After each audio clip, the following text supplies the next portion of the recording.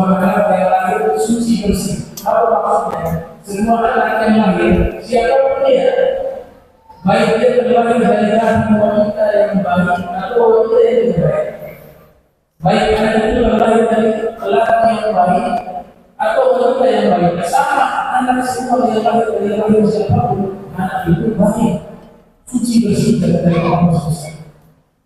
Diteorikan seperti kertas putih anak yang berwarna. Yang mewarnai adalah lingkungan. Yang mewarnai dengan warna hitam orang tua. Lingkungan. Ada lagi orang tua seperti orang tua. Orang tua ada dua.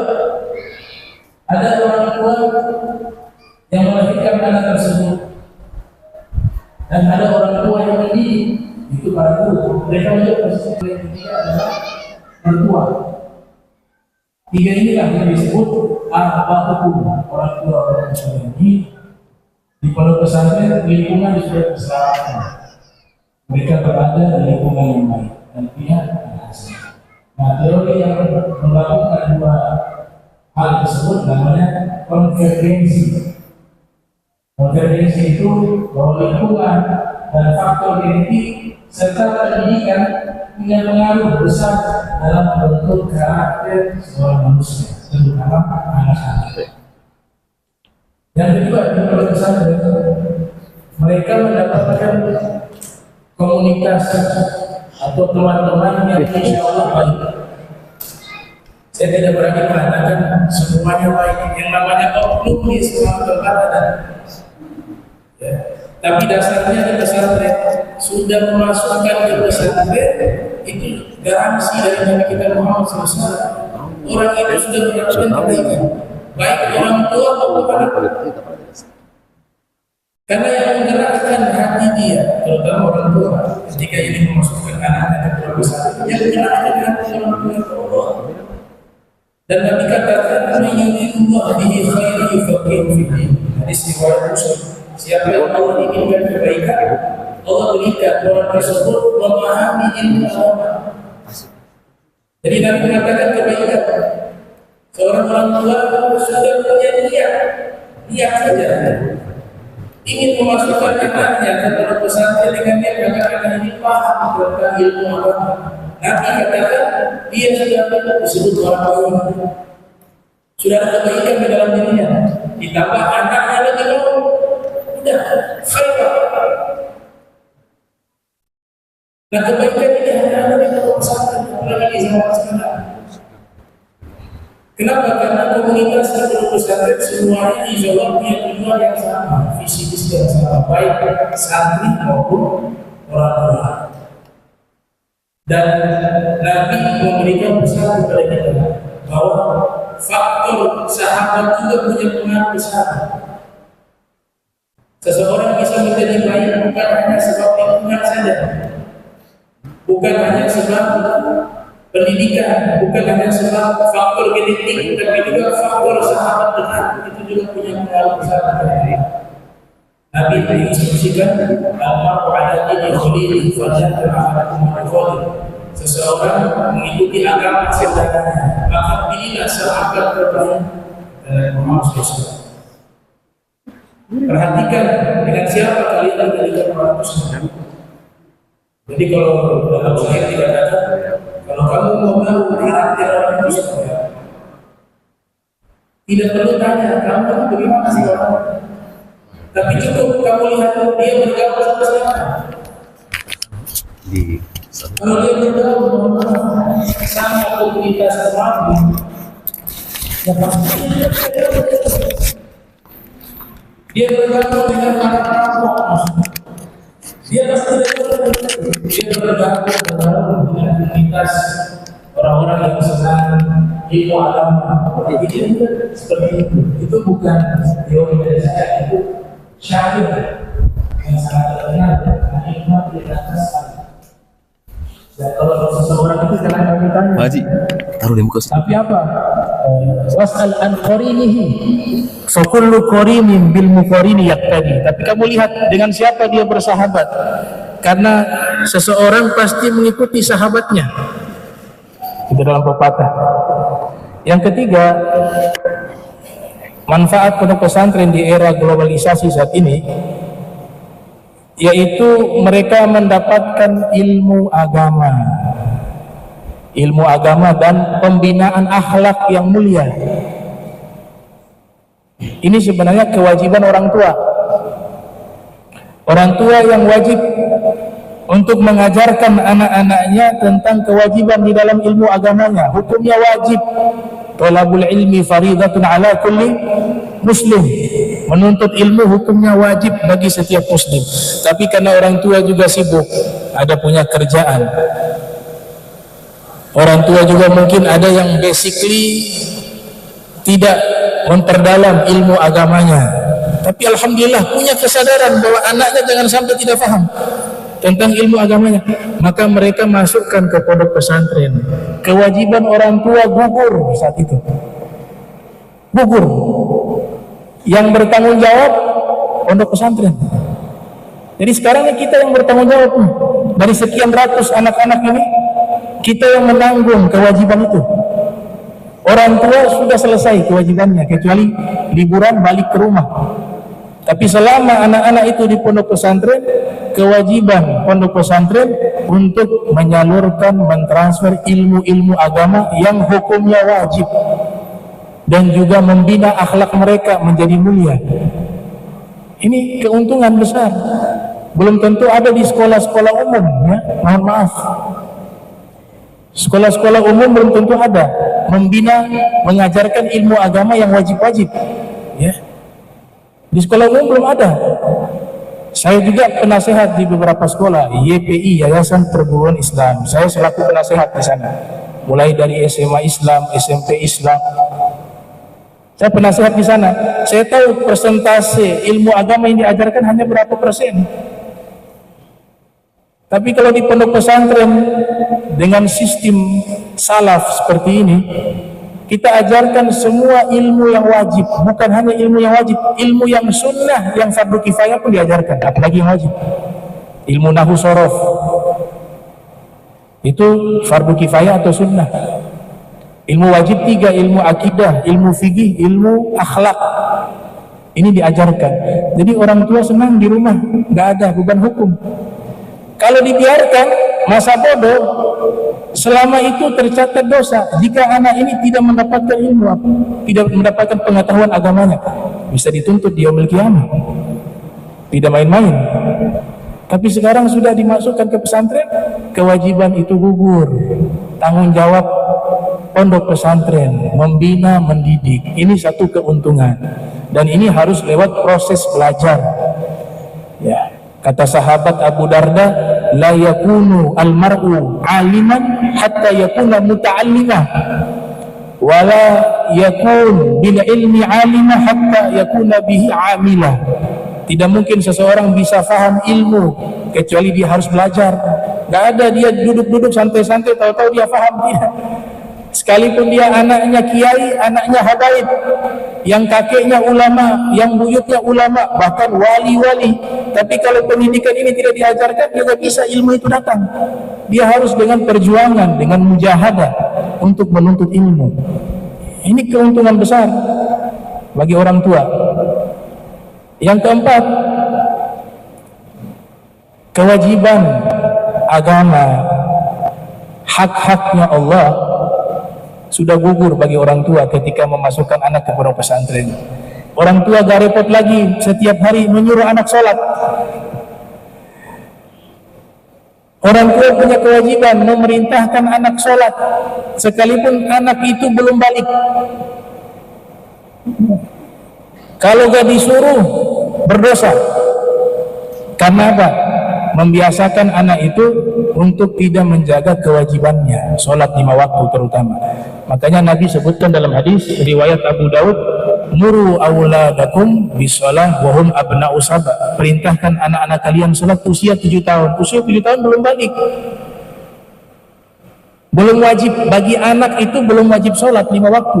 Tapi Nabi memerintahkan orang tua sudah harus memerintahkan anaknya untuk sholat, untuk melatih dia agar dia terbiasa menjaga kewajiban sholat 5 waktu. Kata Syekh pengarang kitab Muqaddimah Dramiya, Abdurrahman Bafadal, Abdullah bin Abdurrahman, Syekh Abdullah bin Abdurrahman Bafadal, pengarang kitab Al-Muqaddimah Al-Hadramiyah, kitab fikih mazhab Syafi'i, itu beliau mengatakan yajibu 'alal wali ay ya'mura auladahu bis salati.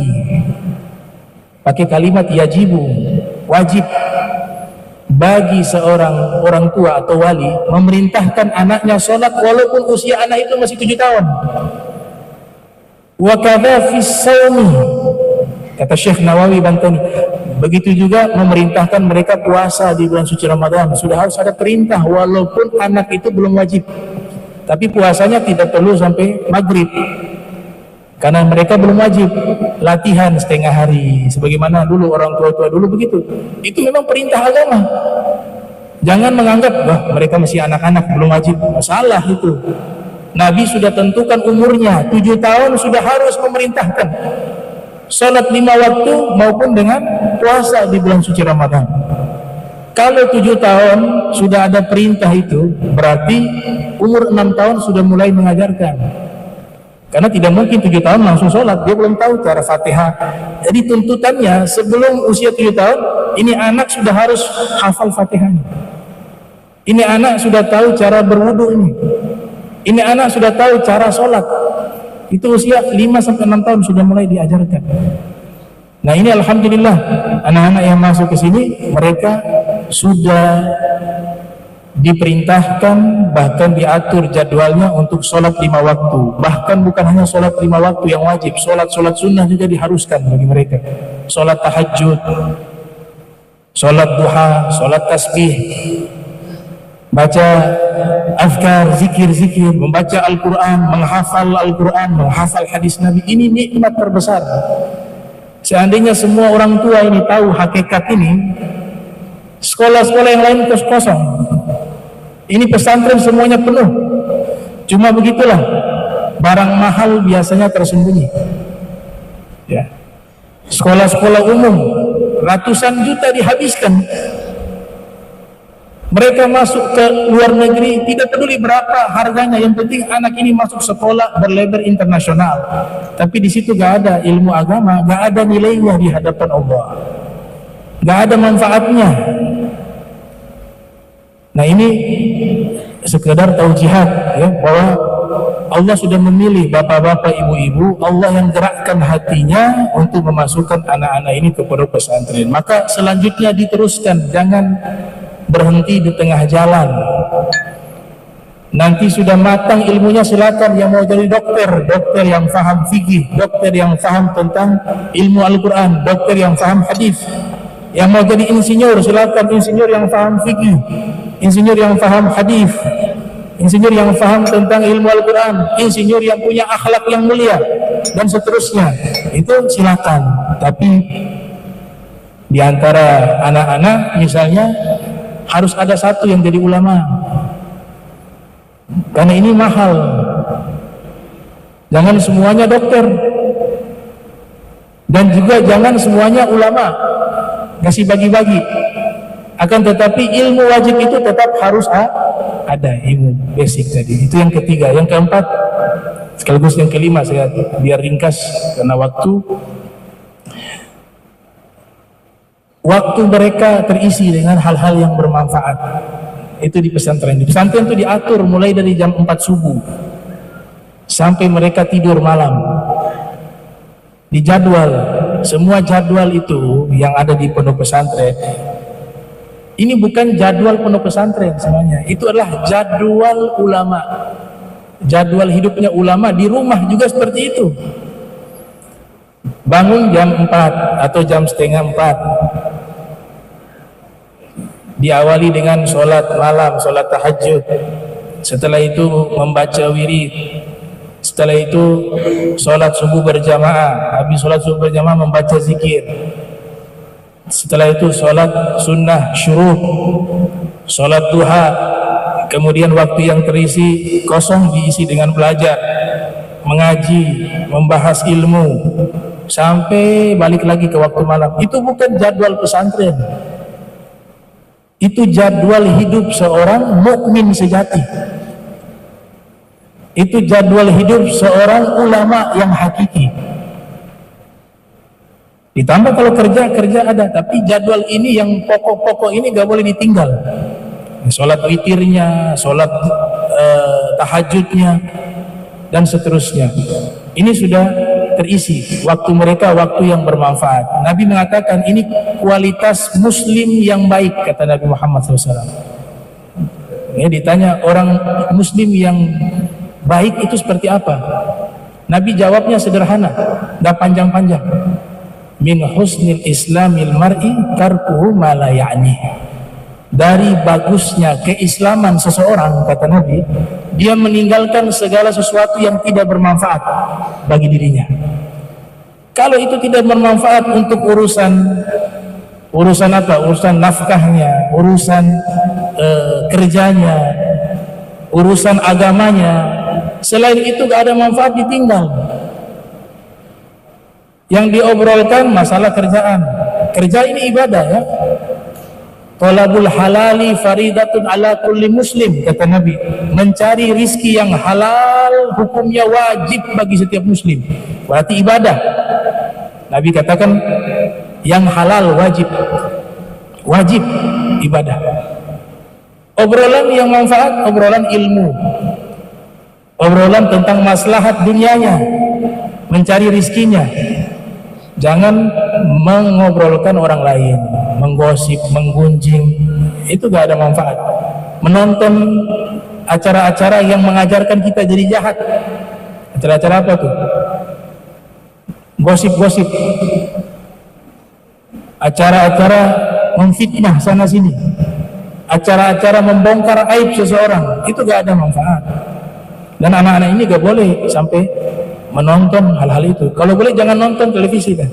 Saya di rumah gak nonton televisi. Berita palingan 10 menit selesai. Selebihnya itu karena kadang-kadang kita ini hati terganggu karena sering mendapatkan informasi tidak baik. Nonton berita dari awal sukanya nonton berita yang tidak baik. Sana bunuh orang, mencuri sana sini. Kayaknya dunia sudah tidak aman ini. Ini kasusnya di luar sana. Dari berapa juta manusia, memang tugasnya berita mencari hal-hal begitu. Jadi kesannya memang seakan-akan dunia ini tidak baik, semuanya orang jadi jahat. Nah, seperti itu. Kalau antum tidak nonton itu selesai. Waspada, tetap waspada, hati-hati, itu perintah agama. Tapi maksud saya, jangan hati kita terisi dengan informasi yang tidak baik. Coba cari tontonan-tontonan yang baik, yang punya manfaat bagi agama kita dan kehidupan kita. Itu. Dan yang terakhir, yang kelima, mereka sudah mengisi ya waktu-waktu tadi dengan waktu-waktu yang bermanfaat. Tinggal kerjasama orang tua. Ini kadang-kadang orang tua kan kasihan. Anak sudah lama di pesantren, mau kesebangun subuh kasihan dia tidur. Ya, biar sudah ya, istirahat. Ini namanya qadha. Jadi kodoan bukan kodoan sholat saja, kodoan tidur juga ada ternyata. Dari pesantren karena tidurnya kurang, pulang ke rumah itu anak tidur dari jam 10 malam bangun jam 10 malam juga. Antara tidur atau mati itu beda tipis. Jangan seperti itu. Ya susah payah sudah dikasih jadwal di sini di rumah ya harus diterapkan walaupun tidak persis sama seperti di pesantren ya. Kasih juga waktu refreshing, tapi yang pokok-pokok jangan ditinggal. Sholat subuh tetap sholat subuh, gak ada libur-libur. Kalau perlu tahajud, kalau perlu sholat sunnah tetap dilaksanakan.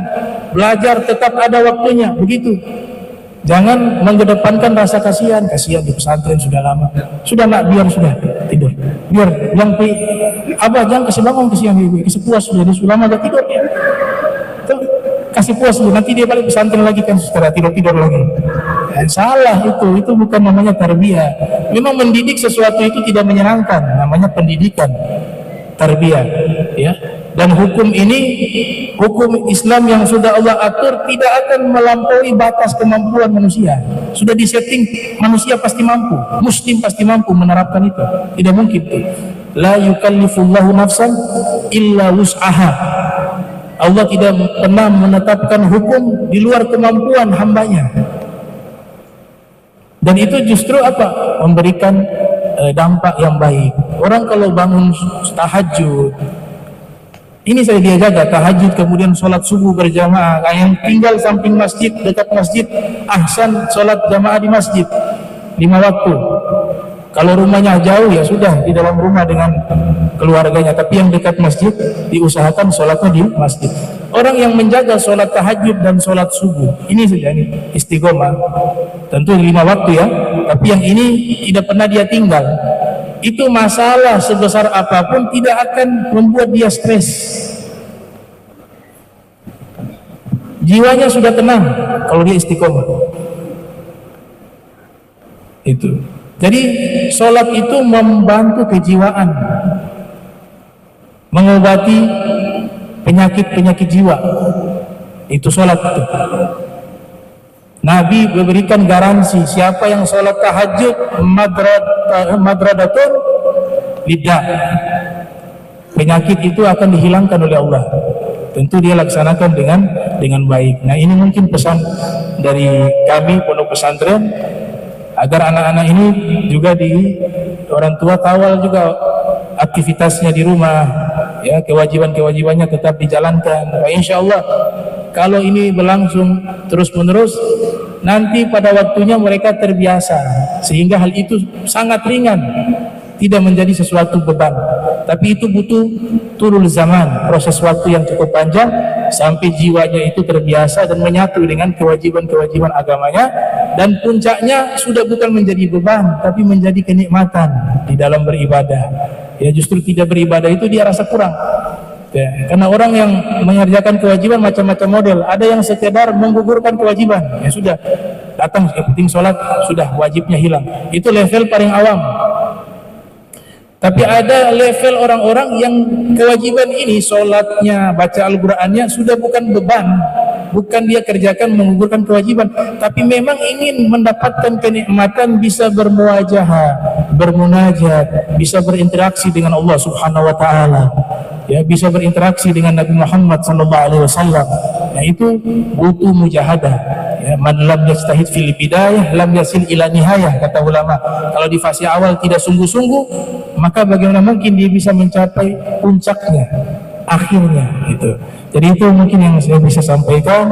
Mudah-mudahan semua anak-anak yang ada di pondok pesantren Sasa dijadikan anak-anak yang soleh, dijadikan mereka orang-orang yang bermanfaat untuk agamanya, untuk negaranya, untuk keluarganya, bisa membahagiakan orang tuanya bukan hanya di dunia, tapi juga membahagiakan orang tuanya sampai di akhirat, sampai mengantarkan orang tuanya ke dalam surga, bisa berkumpul dengan Nabi Muhammad Sallallahu Alaihi Wasallam, bisa meminum air dari telaga Kautsar dari tangan Nabi Muhammad Sallallahu Alaihi Wasallam.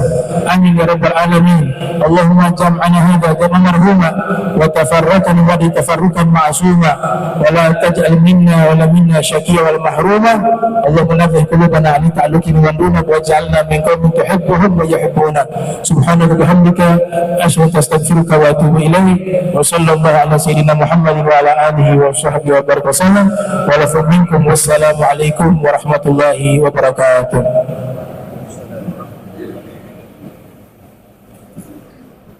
Waalaikumsalam warahmatullahi wabarakatuh.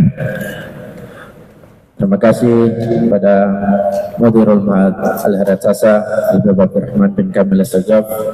Semoga nasihat atau peringatan yang disampaikan tadi bisa menjadi menambah hasanah keimanan kita, pengetahuan kita tentang perkembangan air zaman ini, sehingga kita bisa menjaga anak-anak kita daripada pengaruh-pengaruh yang akan berada di sekitar kita. Kita bisa antisipasi. Baik, sebelum kami menutup kegiatan kita pada pagi hari ini, kami mohon dengan hormat dan dengan perhatian daripada orang tua untuk kami dapat menyampaikan beberapa informasi yang terkait dengan pondok pesantren Salafi Al-Harad Sasa, dan juga di sini ada orang tua juga dari pondok pesantren Robatul Khairat mengenai hari libur dan lain-lain. Yang pertama, informasi untuk orang tua, kami mohon untuk kalau bisa pemindahan fasilitas kesehatan untuk tingkat pertama ya dipindah di Puskesmas Sasa, karena anak-anak kita terkendala. Puskesmas Sasa ini hanya melayani 3 kali, sebelum itu 3 kali dikasih gratis, tapi setelah itu harus ditanya BPJS Kesehatan. Oleh karena itu kami kewalahan, daripada anak-anak hanya karena sakit-sakit ringan saja kami harus menelpon Bapak Ibu untuk harus bawa ke dokter, mendingan fasilitas kesehatan dipindahkan sementara ke Puskesmas Sasa. Nanti mungkin bisa via handphone juga bisa, kemarin saya sudah coba, alhamdulillah dengan menggunakan handphone juga bisa kita pindah vaskesnya untuk mempermudah pengurus di sini untuk mengatasi anak-anak yang sakit. Itu yang kedua, pemundukan kembali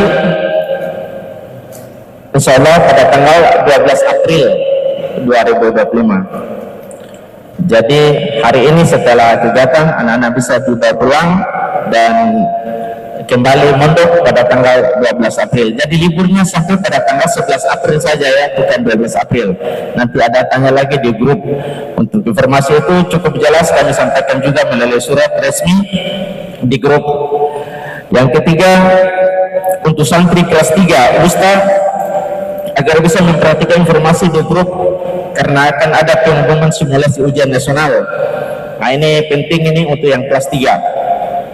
Itu untuk ujian nasional itu akan diinformasikan di grup karena setiap saat ini ada perubahan terus ini. Jadi kami mohon agar bisa memperhatikan informasi yang ada di grup. Kami akan bagikan jika ada informasi penting dan dadakan dari pemerintah, ada perubahan-perubahan, itu kami akan sampaikan di situ, sehingga kami mohon Bapak Ibu bisa memperhatikan terutama untuk santri wusta kelas 3. Yang berikut juga kami informasikan mengenai orang tua yang kalau bisa itu anak-anak dibelikan tas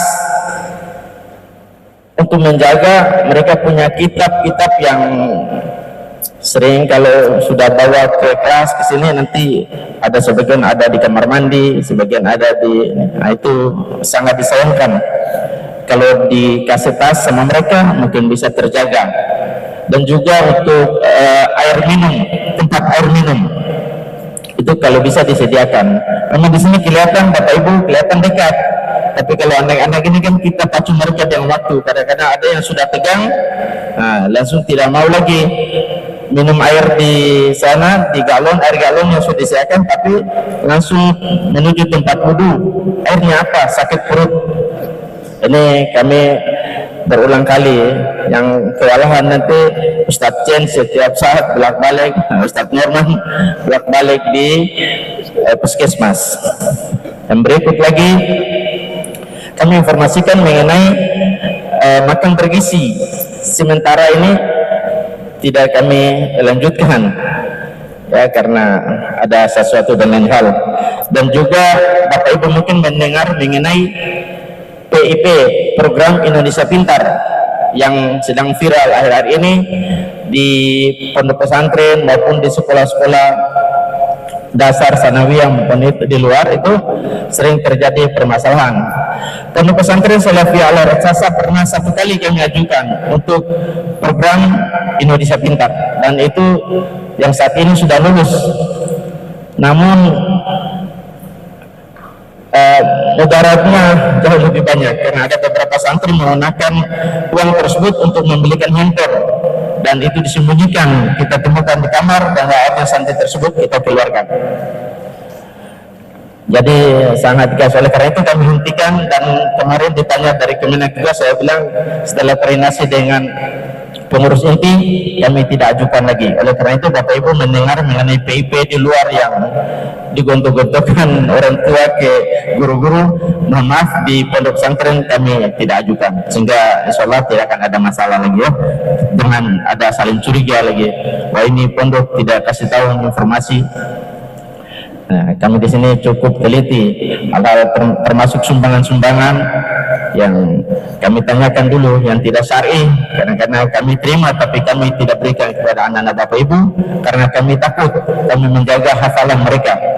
takut jangan sampai terjadi hal-hal yang tidak diinginkan sama mereka, pengaruh-pengaruh, karena ilmu itu cahaya sebagai kita, bahwa cahaya itu akan datang, akan melekat kepada hati-hati yang bersih. Oleh karena itu kita jaga makanan untuk kebersihan anak-anak kita zahir batin. Yang berikut mengenai partisipasi orang tua, kami mohon partisipasi dari orang tua untuk membagikan link pendaftaran santri baru, baik itu di Rubatul Harah maupun di Pondok Pesantren Salafiyah Raksasa. Itu kami sudah bagikan di grup-grup. Link itu bisa masuk daftar, klik langsung bisa daftar, bisa diupload KK, KTP dan juga AT, langsung di save atau di submit, langsung tersimpan sehingga kami bisa mengecek. Tapi kalau ada beberapa orang tua atau tetangga-tetangga yang kewalahan, bisa dapat menghubungi nomor-nomor yang sudah ada di brosur yang telah kami bagikan itu. Nanti pada orang tua kami itu minta bantu ya. Terus yang terakhir mengenai ujian dinia. Ujian untuk dinia ini insya Allah setelah Ramadan baru kita adakan, sehingga Bapak Ibu pulang insya Allah tidak dapat bawa raport ya. Walaupun begitu kami tetap akan membagikan nilai-nilai bulanannya, itu Bapak Ibu bisa melihat dari situ. Yang terakhir mengenai santri dari Rubat, dari santri Pondok Pesantren Salafiyah Raksasa yang sudah lulus ya, dan kemarin yang telah menyelesaikan semua tanggung jawabnya, biaya administrasi dan lain sebagainya, bisa dapat menghubungi kami untuk mengambil ijazah. Ijazah yang dikeluarkan dari sini adalah ijazah dari Kementerian Agama Republik Indonesia dan juga sertifikat ujian nasional, asesmen nasional yang diselenggarakan oleh Dinas Pendidikan Nasional. Dan yang ketiga adalah ijazah mu'allimin yang diterbitkan oleh Yayasan Al-Farad Palu. Baik, untuk sementara itu dulu, nanti ada tambahan informasi yang nanti akan disampaikan oleh pelaksana harian, mungkin kalau ada teman. Baik, karena sudah tidak ada tambahan, kepada pengurus yang telah memberikan ala kadarnya bisa dapat dinikmati, dan kami sampaikan semoga pertemuan kita pada hari ini membawa keberkahan dunia wal akhirah. Kita tutup dengan Al-Fatihah. Bismillahirrahmanirrahim. Alhamdulillahirabbil alamin arrahmanir rahim maliki yaumiddin. Iyyaka na'budu wa iyyaka nasta'in. Ihdinas siratal mustaqim. Siratal ladzina an'amta 'alaihim ghairil maghdubi 'alaihim waladdallin.